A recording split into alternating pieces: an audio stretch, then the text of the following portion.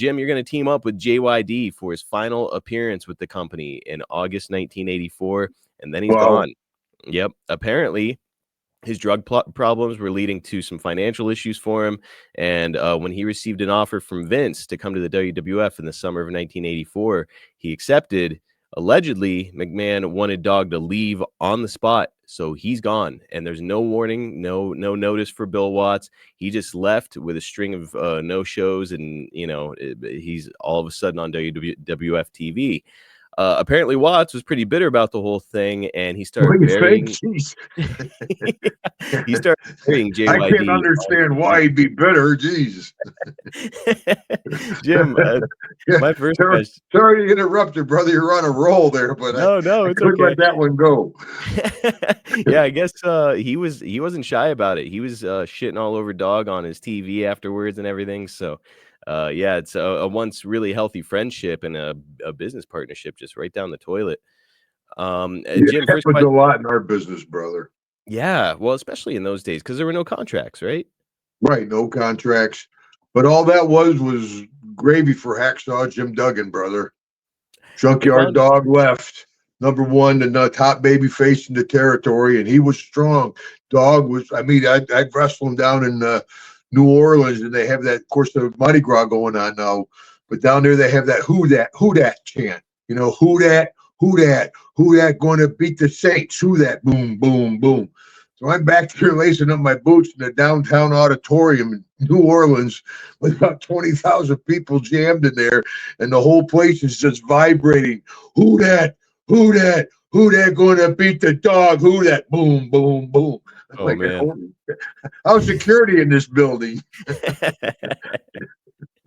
But he was strong, and that was when the dam broke. Dog left and went to New York, and that opened it up for everybody else. But when JYD left, though, that obviously elevated me to the top babyface spot in Mid-South, and he wanted to keep me. He saw how Dog jumped, and so he paid me pretty well, and he worked me pretty hard, though. He got his money's worth. But relatively, I was getting paid pretty good. But once Dog left, that WrestleMania 1, that's a story I always tell you. WrestleMania 1 came, JYD left, went up to New York. WrestleMania 2 came around, boom, Jake the Snake, boom, he went up to New York. WrestleMania 3's coming around, Jake calls me, hey, Doug, this is the place to be. Boom, I go up for WrestleMania 3. WrestleMania 4, DiBiase, boom, he goes up. Everybody could see the writing on the wall, and New York was a place to be, and Vince was spreading around a little money there in the beginning to get people to go up there. And Watts and the other people saw that coming, and they tried to consolidate and fight Vince. I know I did a show in the Meadowlands with the AWA, I believe, because I worked with the Road Warriors back when they were up there in Minnesota.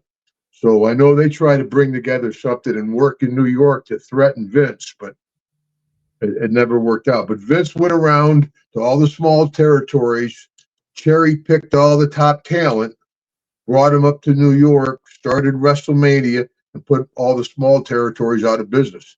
And he took a huge financial gamble. But, the guy's a great businessman. Love him or hate him, you got to give the guy credit. Man, the gamble paid off, and paid off big time. JYD is the biggest star in the history of Mid-South, and he's just gone. Oh, thanks, brother. I appreciate it. I don't have any feelings. You're talking to me. Duggan, you're kind of a footnote, I think, in Mid-South. No, I agree. Dog was Dog, man. He was extremely strong in Mid-South, and that was a big territory. And JYD was over. But it's all relative where you are on the totem pole. I get off the airplane, people are like, it's Hacksaw Duggan. Hogan's behind me, like, get out of the way, Hacksaw. I said, you got to know where you are on the totem pole, Yep. And so we're not all lead singers in the band. Hogan, Flair been up there singing. I've been back there playing the drums for 40 years. It's a pretty good spot, I would say. Oh, it's a great spot, man. Shit, yeah. People say, you were never champion. I'm like, well, you shucks. I think you made it out okay without it. Yeah. How many wins you have? I've been getting that question since I've entered wrestling. I'm like, I Yeah. don't think you're understanding it. Well, are you pretty close, or were you rather pretty close friends with JYD? Did you know that he Yeah, was I got struggling along with good addiction? with Dog. Yeah, I sure did. He came to my house. We had dinner at my house. Yeah, actually, a little known fact. I don't know if Deborah even knows it. Dog is the guy that turned me on to the jeweler that I got Deborah's engagement ring from. No way. Yeah, down in Baton Rouge.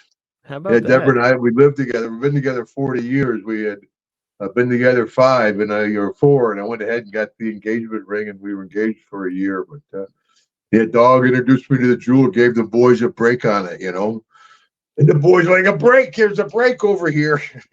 Like a hotel. If somebody finds a good deal at the hotel, All of them show up. yeah. But yeah, Dog and I got along pretty well. And he had Pee Wee was his drive. Dog had a bad coke problem. There was no, that's no, he used to have a towel around him, and he had probably $1,000 worth of cocaine in the towel just from blowing his nose. Oh my God. Just and he had a nice Mercedes Benz, a big brown Mercedes. Pee Wee was his driver, and yeah, he had a good gig down there. So I'm sure Vince threw him some money to get him up there because the Dog was strong. Now, this sudden departure, of course, as you and I discussed, it was kind of like, back in those days, it's still a carny business. It was all handshake agreements. Jim, hypothetically, if Vince had come to you with a big deal during that period of time, but he wanted you to leave immediately, no notice, get out, do you think you would have gone for it? How big of a That's the real question. yeah. I mean, it's entertainment. It's the way I feed my family. If he came up with the right number, yeah, I'd have to bail. I mean, but I did, even though I had talked to Vince, and I contacted Vince. A lot of people say Vince contacted them. Nope, I sent Vince a letter, let him know that I was ready to come up, and Vince wrote me back. I think I still got the letter somewhere. Go No ahead and way. work my way out, and I did. I jobbed on the way out. That was just the way it was back then. You did it the right way. You got the belt or you're over. You're leaving. Excuse me. You're leaving the territory. You put the guy over that's staying in the territory. That's old school. But later on, it got to be different. But back then, yeah. But yeah, if he threw a big number at me, which would have changed my lifestyle, sure. Now, as 1984 is going to wrap up, you'll But be he in a was feud with. paying people that kind of money. I'm like, hi, Vince. Hello. Hey. Well, he clearly had a plan in place for JYD, right? Where he's like, okay, I'm about to do the first WrestleMania. I need a big character like this, like Junkyard Dog. So he brought him in, and I'm sure he paid him very, very well to show up there. Yeah, the Dog was over, man. Another one bites the dust. Dun, boom, boom, and the big thump. I mean, the chain. And I think the dark side of the ring, they did a deal. At least, excuse me. They came in. They shot a segment at my house asking about JYD with the chain and being a black man and having a chain around his neck and all that. It was like they're trying to make it a derogatory thing. Did I ever see anything racial in it? And no, it's a Junkyard Dog. It's a dog. Right. Yeah, but I don't know if they ever played that out or not. But they came to the house, did a little segment, and paid me, so I was happy.